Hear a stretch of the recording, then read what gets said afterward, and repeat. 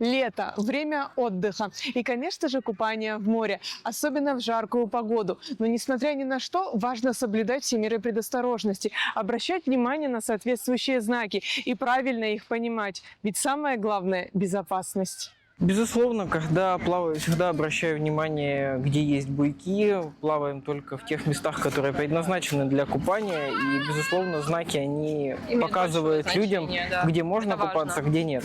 Потому что если человек все-таки эти знаки игнорирует, он сам берет на себя ответственность. Таким образом, все люди, которые смотрят на эти знаки, они снимают с себя эту ответственность. Таким образом, им безопасно купаться. Я всегда смотрю на знаки, чтобы не было никаких происшествий, чтобы всегда можно было с комфортом, аккуратно искупаться. Я считаю правильным то, что знаки стоят, и то, что оповещают людей о том, что там нельзя плавать. На некоторых водных объектах общего пользования, пляжах, в случае угрозы жизни и здоровья людей выставляются специальные знаки о запрете купания. Такие предупреждения появляются не просто так.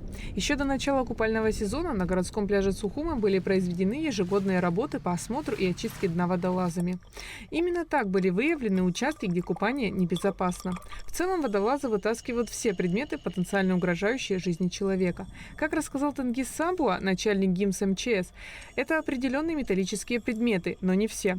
Ведь для полного очищения необходима соответствующая техника. Эти предметы мы указали в схеме и передали в администрацию города. И по нашей рекомендации они выставили там знаки, что купание запрещено. Но, в принципе, на этих местах мы довели до них, что не всю территорию надо огородить, что там купание запрещено, и они подредактируют эти знаки, что не именно всю территорию надо огородить, а вот на определенных участках, допустим, на волнорезе, что с волнореза прыгать нельзя, потому что вот у волнореза торчат определенные участки вот под водой. На сегодняшний день такой техники у нас нет.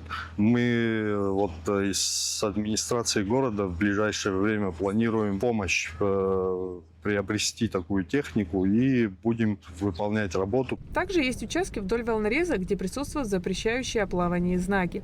Начальник ГИМС МЧС отметил, что соответствующие таблички должны быть выставлены на всей территории Абхазии, особенно в местах, где реки впадают в море. Это было доведено до всех, это не первый год, мы каждый год доводим до всех глав администрации, и в принципе они это делают, но за год, как мы знаем, бывают сильные шторма в летний период тоже. И эти таблички, знаки, они штормом уносят, смываются. И вот если брать по городу Сухуми, их несколько раз даже ставили. На сегодняшний день на Киласуре они не стоят, но в администрации города их заготовили и будут ставить. Соблюдение правил безопасности не просто сделают отдых комфортным, зачастую они сохраняют жизнь. Как мы знаем, в этом году недавно произошел случай, в районе доков человек утонул.